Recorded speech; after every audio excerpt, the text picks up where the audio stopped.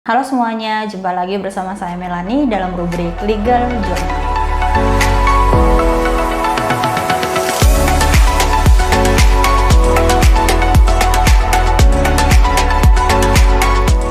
Saya akan menjawab pertanyaan dari Pak Edianto yang bertanya begini. Bagaimana dengan malpraktek pengacara? Kasus tidak menang tapi uang sudah ludes. Atau kata lainnya adalah sampai uang sudah habis gitu ya, uangnya sudah habis hanya untuk membayar pengacara tetapi kemudian kasusnya tidak menang. Saya akan menjelaskan secara detail apakah benar memakai jasa pengacara berarti kasus Anda wajib atau harus menang. Atau apakah boleh seorang pengacara memberi garansi atau memberi jaminan bahwa kasus yang ditanganinya itu akan menang apabila menggunakan jasanya. Dan pertanyaan lain yang biasanya juga muncul gitu ya adalah apakah seseorang bersengketa itu wajib menggunakan jasa pengacara. Lalu bagaimana jika orang tersebut terbukti bersalah atau terbukti melakukan kesalahan? Contoh, orang tersebut tertangkap tangan melakukan pembunuhan. Mengapa mereka yang bersalah juga bisa didampingi oleh pengacara? Atau mengapa pengacara membela orang yang bersalah? Oke, saya akan mencoba menjawabnya untuk Anda. Oke, jadi hal pertama yang ingin saya tekankan untuk Anda adalah apabila Anda memiliki uang yang pas-pasan, lalu Anda mengalami sengketa hukum, maka saya sarankan agar Anda tidak menggunakan jasa pengacara. Mengapa? Karena biaya pengacara memang tidak murah gitu ya, cost-nya tidak murah. Banyak pengeluaran yang harus dikeluarkan oleh pengacara, mulai dari operasional kantor, transportasi, daftar biaya perkara, nasegel bukti, beli materai untuk tiap dokumen yang dijadikan bukti, sampai kepada biaya putusan gitu ya. Jadi sekaligus menjawab pertanyaan tentang apakah harus atau wajib menggunakan jasa pengacara saat bersengketa, jawabannya adalah tidak gitu ya. Tetapi kalau Anda memiliki dana khusus untuk membiayai jasa lawyer, maka saya sarankan Anda menggunakan jasa pengacara gitu ya. Karena Anda akan sangat terbantu dengan menggunakan jasa mereka ya, jasa pengacara. Saran yang lain yang bisa saya berikan apabila Anda memang benar-benar butuh bantuan hukum gitu ya, maka Anda bisa mencari bantuan lembaga hukum gitu atau LBH gitu, lembaga bantuan hukum di wilayah tempat tinggal Anda. Anda bisa ke pengadilan dan bertanya tentang LBH di sana. Nantinya oleh petugas pengadilan akan mengarahkan kalian atau mengarahkan Anda ke kantor LBH tersebut. Nah, memang ada beberapa bantuan hukum gratis gitu ya. Ada dua dalam hal ini. Pemberi bantuan hukum gratis atau pemberi bantuan hukum secara cuma-cuma gitu ya. Yang pertama adalah lembaga bantuan hukum dan yang kedua adalah organisasi kemasyarakatan. Tetapi saya tidak tahu pasti faktanya apakah memang benar-benar penerima bantuan hukum ini akan melayani Anda atau penerima bantuan hukum ini akan dilayani gitu ya oleh si pemberi bantuan hukum ini secara gratis ataukah ada biaya-biaya yang dibebankan kepada si penerima bantuan ini gitu ya. Atau kalau memang ada kalian yang pernah mengalami atau yang pernah menggunakan bantuan LBH atau organisasi kemasyarakatan dan mau saling berbagi, kalian bisa tulis di kolom komentar untuk saling berbagi pengalaman kalian.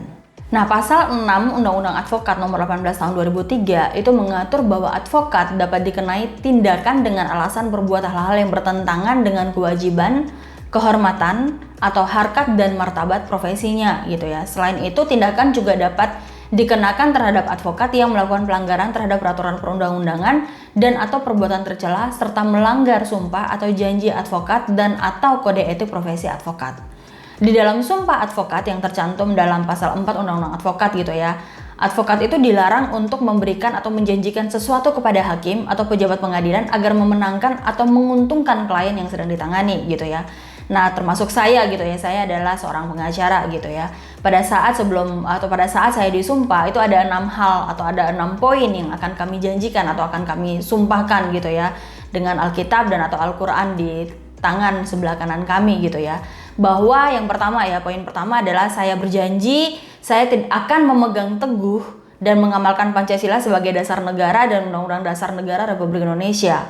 Yang kedua, bahwa saya untuk memperoleh profesi ini langsung atau tidak langsung dengan menggunakan nama atau cara apapun juga tidak memberikan atau menjanjikan barang sesuatu kepada siapapun juga, termasuk menjanjikan kemenangan kepada siapapun juga. Yang ketiga, bahwa saya dalam melaksanakan tugas profesi sebagai pemberi jasa hukum atau akan bertindak jujur adil dan bertanggung jawab berdasarkan hukum dan keadilan. Bahwa saya dalam melaksanakan tugas profesi di dalam dan atau di luar pengadilan tidak akan memberikan atau menjanjikan sesuatu kepada hakim, pejabat pengadilan, atau pejabat lainnya agar memenangkan atau menguntungkan bagi perkara klien yang sedang atau akan saya tangani. Yang kelima, bahwa saya akan menjaga tingkah laku saya dan akan menjalankan kewajiban saya sesuai dengan kehormatan, martabat, dan tanggung jawab saya sebagai advokat. Dan bahwa saya tidak akan menolak untuk melakukan pembelaan atau memberi jasa hukum di dalam suatu perkara yang menurut hemat saya merupakan bagian daripada tanggung jawab profesi saya sebagai seorang advokat. Nah, apa saja tindakan yang bisa dikenakan kepada seorang advokat yang tidak menjalankan janjinya begitu atau sumpahnya gitu ya. Pasal 7 Undang-Undang Advokat itu mengatur bahwa jenis tindakan yang dikenakan terhadap advokat itu bisa berupa teguran lisan, teguran tertulis, pemberhentian sementara dari profesinya selama 3 sampai 12 bulan, 3 bulan ya sampai 12 bulan, dan atau pemberhentian tetap dari profesinya gitu ya. Nah, masalah kehormatan advokat itu ditegaskan kembali dalam kode etik advokat gitu ya, di mana advokat harus senantiasa menjunjung tinggi profesi advokat sebagai profesi terhormat atau officium nobile. Tindakan advokat yang menjamin kemenangan kepada klien itu juga bertentangan dengan kode etik advokat gitu ya. Nah, seperti yang saya jelaskan sebelumnya bahwa sebelum pengacara menunaikan tugasnya maka ia terlebih dahulu mengucapkan sumpah atau janji yang mana sudah saya tunjukkan tadi ya. Di bagian akhir pengucapan sumpah itu tertulis bahwa seorang pengacara tidak menolak melakukan pembelaan atau memberi jasa hukum terhadap suatu perkara.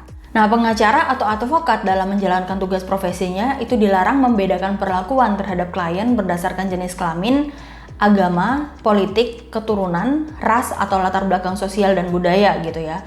Akan tetapi juga seorang advokat berhak untuk menolak mendampingi atau melakukan pendampingan hukum kepada seorang klien dengan alasan memang itu tidak sesuai dengan keahliannya dan bertentangan dengan hati nuraninya gitu ya. Tetapi ia tidak dapat menolak dengan alasan karena perbedaan agama atau perbedaan kepercayaan, perbedaan suku, keturunan, jenis kelamin, keyakinan politik, dan atau kedudukan sosialnya. Nah, dalam pasal 8 ayat 1 Undang-Undang Kekuasaan Kehakiman gitu ya, nomor 48 tahun 2009, itu dia terdapat asas praduga tak bersalah gitu ya. Mungkin kita semua juga pernah dengar gitu ya. Yang dirumuskan dengan begini ya. Setiap orang yang disangka, ditahan, dituntut atau dihadapkan di depan pengadilan itu wajib dianggap tidak bersalah sebelum ada putusan pengadilan yang menyatakan kesalahannya dan telah memperoleh kekuatan hukum tetap. Artinya meskipun masyarakat menganggap seorang klien dari advokat bersalah, namun pada intinya yang menentukan seseorang bersalah atau tidak itu adalah hakim gitu atau majelis hakim berdasarkan putusan pengadilan. Jadi pada dasarnya seorang tersangka atau terdakwa itu mempunyai hak untuk didampingi oleh penasihat hukum atau advokatnya gitu lah dalam setiap tingkat pemeriksaan. Arti atau maksud dari seorang pengacara membela tersangka atau terdakwa adalah bukan semata-mata agar klien itu dibebaskan dari semua tuntutan gitu ya. Kadang kita berpikir bahwa kita membela orang yang sudah jelas-jelas bersalah itu agar dia bebas gitu ya, atau dia terlepas dari semua tuntutan. Tetapi advokat itu menjadi penasihat atau pendamping tersangka atau terdakwa ini di muka pengadilan untuk melindungi hak-hak yang dimiliki oleh si tersangka tersebut gitu ya, atau si terdakwa tersebut, agar hak-haknya mereka ini tidak dilanggar atau tidak direbut dari si tersangka atau terdakwa tersebut. Oke, demikian video kali ini. Semoga penjelasan saya ini bisa memberikan informasi kepada kalian semua mengenai profesi dari pengacara gitu ya. Sekali lagi saya tekankan bahwa menggunakan pengacara bukan berarti klien tersebut harus menang atau klien tersebut akan menang gitu ya, tetapi kami akan memberikan bantuan hukum, memberikan pendampingan hukum agar si klien ini tidak buta arah dan bisa lebih terarah tujuannya dan bisa memahami dengan jelas apa yang sedang dia permasalahkan dan apa yang memang dia mintakan itu di hadapan pengadilan dengan bukti yang cukup, dengan saksi yang cukup. Maka sangat mungkin pengacara dengan bantuan profesionalnya dia bisa membantu klien untuk memenangkan perkaranya di pengadilan. Itu sangat mungkin ya, tetapi tidak bisa 100% karena pengacara bukan Tuhan, pengacara bukan dewa yang bisa memutuskan atau yang bisa mengetahui permasalahan ini akan menang atau tidak. Jangan lupa untuk subscribe, like, dan komen atau share informasi ini kepada teman-teman yang lain. Dan juga kalau ada pertanyaan, silahkan tulis di kolom komentar. Saya akan membantu untuk menjawabnya buat kalian semua. Sampai jumpa di video berikutnya. Salam keadilan.